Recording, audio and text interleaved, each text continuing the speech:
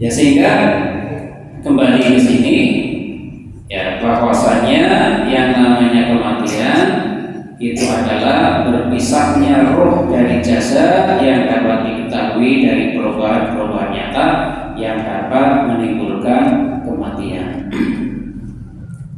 Wa ukhra khafiyyan tahdusu bi batin.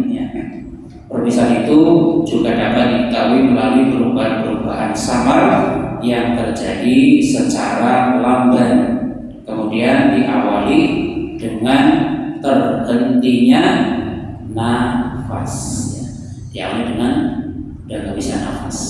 Wa awwalu ma yahdusu fil maut waqfut tanaffus, ya, terhentinya nafas. Kemudian masih berkaitan dengan kosakata yang ada di dalam hadis ini. Diawali dengan apa hadis ini? Man, ya. Terjemahnya barang siapa. Ya. Maka di sini dari sisi bahasa ya, dia isim syarat yang menjazmkan dua fiil. Ya, sehingga salah ini posisinya jazm ini dari sisi bahasa. Dia merupakan fi'il syarat dan khosala mabni 'alal fathi fi mahalli jazmin. Ini dari sisi nahwunya ya. Ya, kita tidak perlu memperdalam ininya. Wa hakadha al-rabb wa man 'amalahu falyatawakkal. Jadi bagi yang belajar sisi kaidahnya, ada man, ada fi'il syarat, ada jawab syarat. Dan di situ disebutkan dengan falyahtasil, barang siapa yang memandikan mayat, falyahtasil, lamnya namanya lam amr, ya, sehingga maknanya maka hendaknya dia mandi, atau terjemahan lainnya maka suruh orang itu untuk mandi, karena ada lam amr atau lam perintah. Ya. Tapi di sini diterjemahkan maka mandilah. Boleh, nggak apa-apa ya. Maka mandilah, atau hendaknya dia mandi. Wa man hamalahu falyatawadda. Dan barang siapa yang membawanya, maka hendaknya dia berwudu.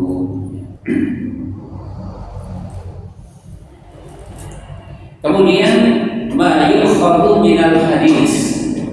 Pelajaran yang bisa diambil dari hadis ini. Pelajaran yang bisa diambil dari hadis ini. Yang pertama, zahirul hadis wujubul ghusli ala man ghassala mayyitan, ya, kullahu aw ba'dahu. Jadi zahir keumuman dari hadis ini menunjukkan wajibnya mandi bagi orang yang memandikan mayit, baik seluruhnya atau sebagiannya.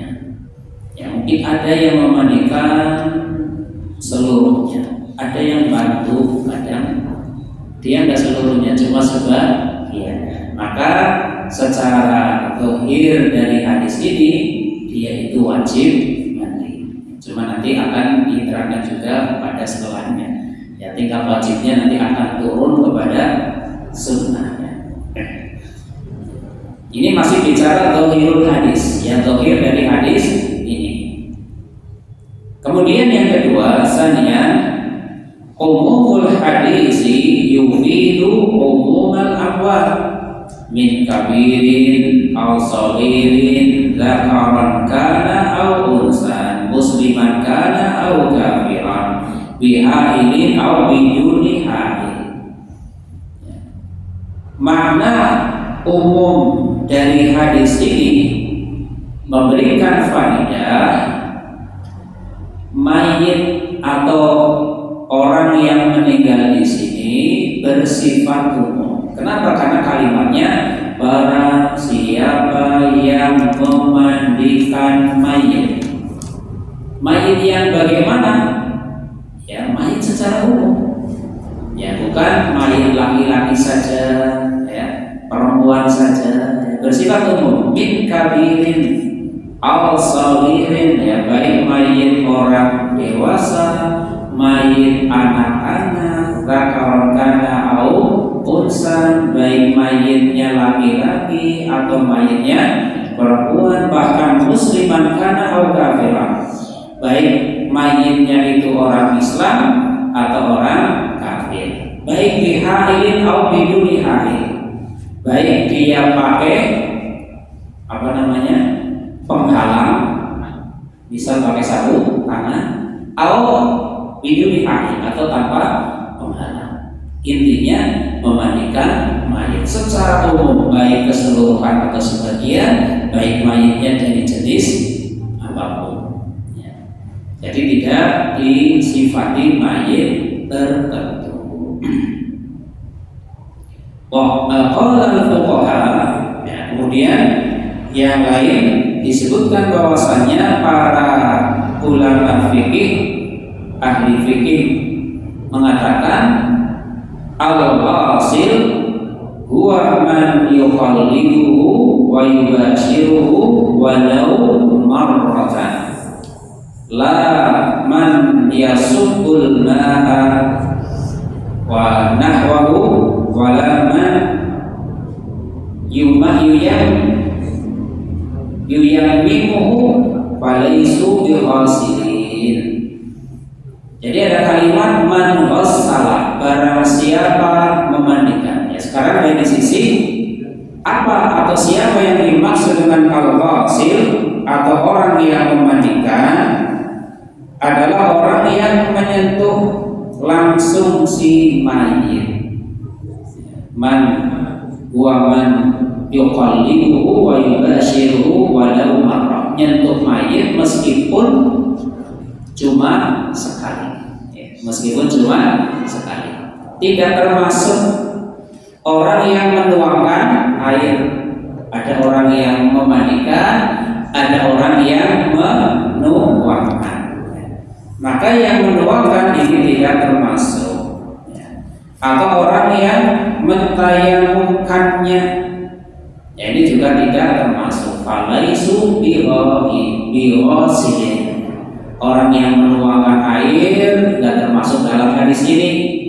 Yang mentayamumkan juga tidak termasuk dalam hadis ini. Tapi yang memandikan secara langsung meskipun cuma marrah, ya, cuma sekali. Kemudian yang keempat diterangkan arada hadzal hadisa ma rawahul Baihaqi.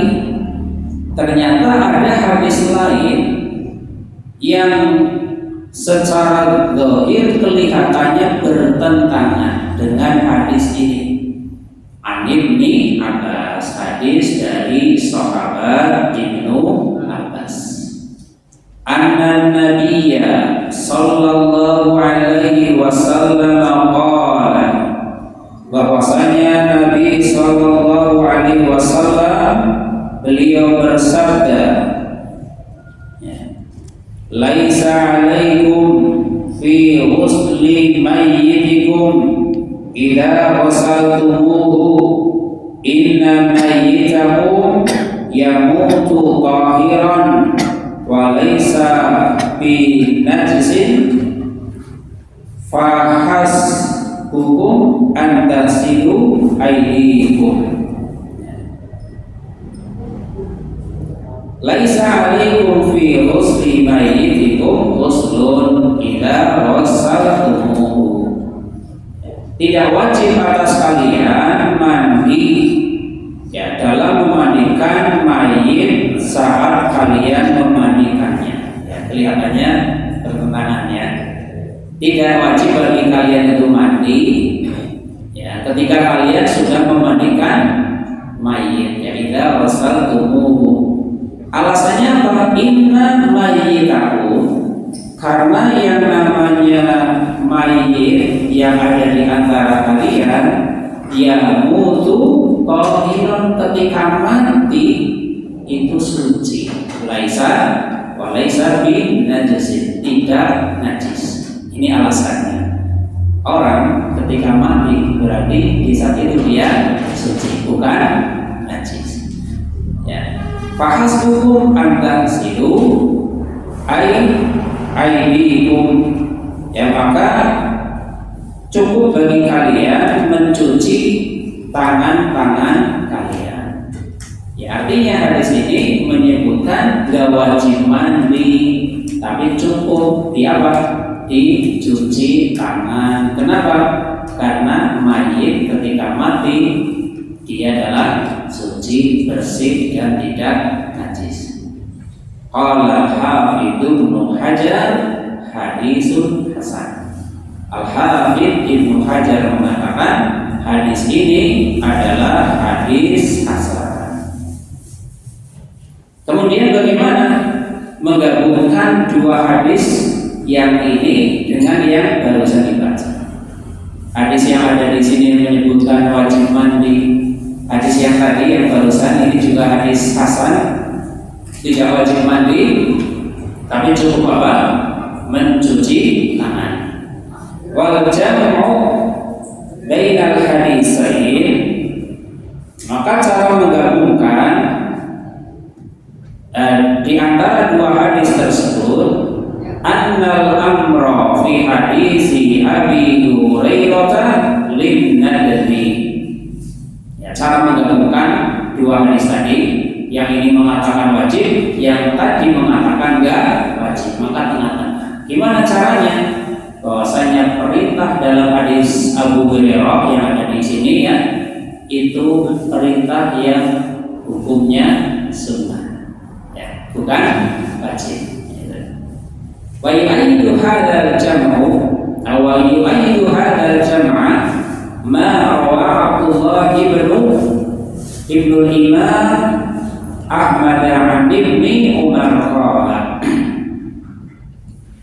Dan penggabungan seperti ini, bahwasanya hadis yang ada di sini menyebutkan wajib, kemudian yang riwayat Ibnu Abbas menyebutkan apa? Tidak wajib. Ternyata cara menggabungkannya dengan mengatakan perintah mandi itu sunnah. Wajib, tidak wajib, tengah-tengahnya berarti apa? Sunnah. Dan penggabungan ini adalah landasannya, ya, landasannya sebagaimana yang diriwayatkan oleh Abdullah ibnu Imam Ahmad dari Ibnu Umar. Dia mengatakan kunna nughassilul mayyit, kunna nughassilul mayyit, dahulu kami biasa mandikan mayat. Ya, inilah pentingnya athar dari sahabat kita pakai untuk memahami suatu hadis, terutama hadis yang terkesan apa?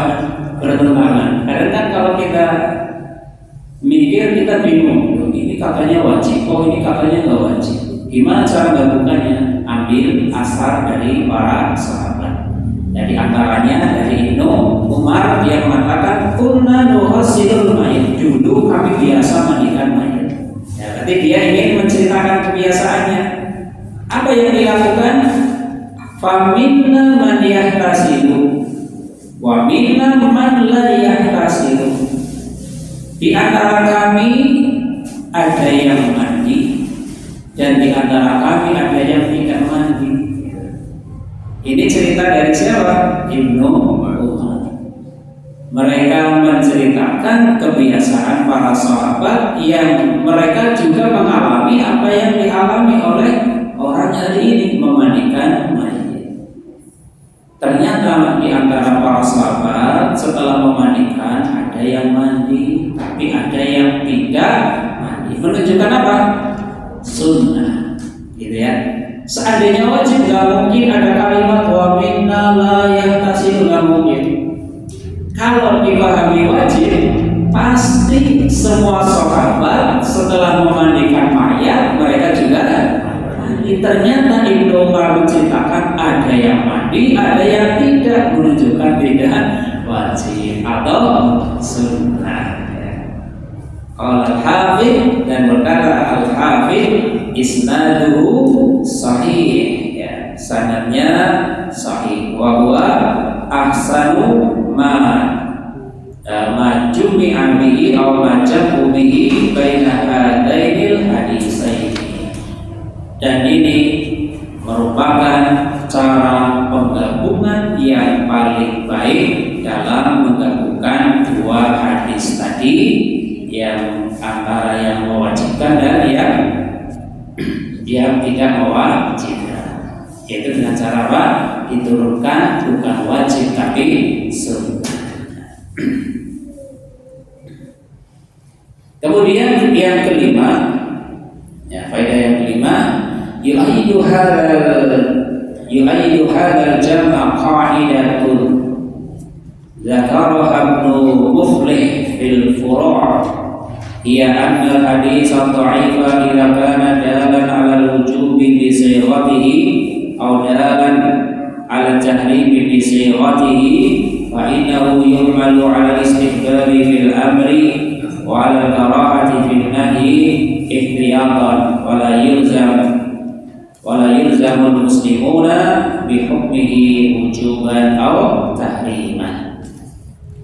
Dan yang kelima, yang intinya bahwasannya cara menggabungkan seperti ini juga didukung oleh kaidah yang disebutkan oleh Ibnu Muflih di dalam Al-Furu', yang intinya bahwasannya apabila ada hadis yang dhaif dan dia menunjukkan kepada wajib secara bentuknya, atau menunjukkan kepada haram secara bentuknya, maka dibawa yang wajib tadi dibawa kepada sunnah, yang haram dibawa kepada makruh.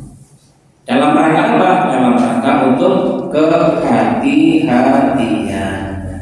Diambil dalam rangka untuk hati-hati, umat muslim tidak menjadikannya sebagai hukum wajib ataupun hukum haram. Amma qauluhu wa man hamalahu falyatawadda. Adapun perkataan yang belakang wa man hamalahu falyatawadda, barang siapa yang membawanya, memikulnya atau mengusungnya, maka hendaknya ia berwudu. Bagi yang membawa diperintahkan untuk berwudu. Faqala As-San'ani, maka Imam As-San'ani di dalam Nailul Awtar mengatakan, la a'lamu qailan bil wudu'i min hamlil mayyit wal wudu'u yufassaru bi ghuslil yadayn faqat. Fa yakunu ghuslul yadaini manduban min hamlil mayyit wa huwa yunasibu nadhafatal Islam wa yadullu ala nadbi ghuslil yadaini ma tuqaddamu min hadis Ibnu Abbas hasbukum an taghsilu aydikum. Maka Imam As-San'ani mengatakan, saya tidak mengetahui seorang pun yang dia mengatakan untuk berwudu bagi orang yang membawa mayit. Wudu di sini, ini menurut Imam As-San'ani, itu dibawa kepada makna mencuci kedua tangan. Jadi falyatawadda, maka hendaknya dia berwudu. Maksudnya yang menurut Imam As-San'ani adalah bi ghuslil yadayn faqat, cukup mencuci kedua tangan. Sehingga mencuci kedua tangan itu dihukumi mandub, dihukumi sunnah. Bagi siapa? Min hamlil mayyit, bagi orang yang dia membawa mayit. Dan ini yunasibu nadhafatal Islam, sesuai dengan kaidah Islam, bahwa Islam mengajarkan kebersihan dan menunjukkan sunnahnya mencuci kedua tangan. Sebagaimana hadis yang tadi disebutkan, fahasbu, hasbukum. Tadi kan hadisnya hasbukum antasilu aydikum, cukup bagi kalian mencuci kedua tangan. Kemudian walaula wujudu hadzal hadis wa adam wujudi qailin bil wudu'i min hamlihi wa dhafun dhahirun fiha bi hadisil asli aidan li hamdinal hadis ala haqiqati syar'iyyah wa hiya al-wudu'u syar'iyyu bi ghaslil a'dha'il arba'ati min hamdil mayyit bi anna al-asla fi alfadhi syar'i an tuhmala ala haqa'iqi syar'iyyah. Alhamdulillah mutlaqun sawa'un basyara hamla bi yadihi aw hamalahu bin naqsihi. Kemudian ungkapan tadi yang mengatakan makna wudu adalah apa tadi? Cukup mencuci kedua tangan sesuai dengan kaidah Islam mengajarkan kebersihan. Ternyata jika tidak ada hadis ini dan tidak ada orang-orang yang berpendapat wajibnya wudu setelah membawa mayit dan kelemahan yang terdapat di hadis asal, maka kita akan menempatkan hadis Ibnu Abbas berdasarkan terminologi syar'i atau dibawa kepada makna wudu secara syar'i, yaitu apa? Berwudu dalam arti syar'i dengan cara membasuh 4 anggota wudu setelah membawa mayit, karena pada asalnya setiap redaksi syar'i harus dibawa kepada makna syar'i. Jadi pendapat yang lainnya mengatakan tidak cukup mencuci kedua tangan, tapi yang namanya wudu ya wudu sebagaimana wudu untuk sholat. Alasannya apa? Karena lafaznya faliyatawaddo, hendaknya dia berwudu, berarti wudu di sini ya wudu, bukan sekedar mencuci dua tangan. Alasannya karena pakai istilah wudu berarti dibawa kepada makna wudu yang syar'i sebagaimana wudu ketika kita akan sholat. Dan ini lebih nyaman ya, karena lafaznya berwudu ya berarti ya wudu gitu ya, bukan sekedar apa mencuci. Dan ini lebih apa? Lebih bersih ya. Kalau mencuci kan cuma dua tangan, kalau wudu dua tangannya yang kena, yang lainnya juga. Wallahu a'lam bishawab. Demikian mungkin yang bisa disampaikan Bapak Ibu rahimani wa rahimakumullah, faedah dari hadis yang ke-82 ya. Insyaallah untuk 83 84 akan kita lanjutkan pada pertemuan berikutnya. Atas kekurangan yang ada, kesalahan yang ada, saya minta maaf yang sebesar-besarnya. Wallahu a'lam bishawab. Subhanallahumma bihamdika asyhadu an la ilaha illa anta astaghfiruka wa atubu ilaik. Wassalamualaikum warahmatullahi wabarakatuh.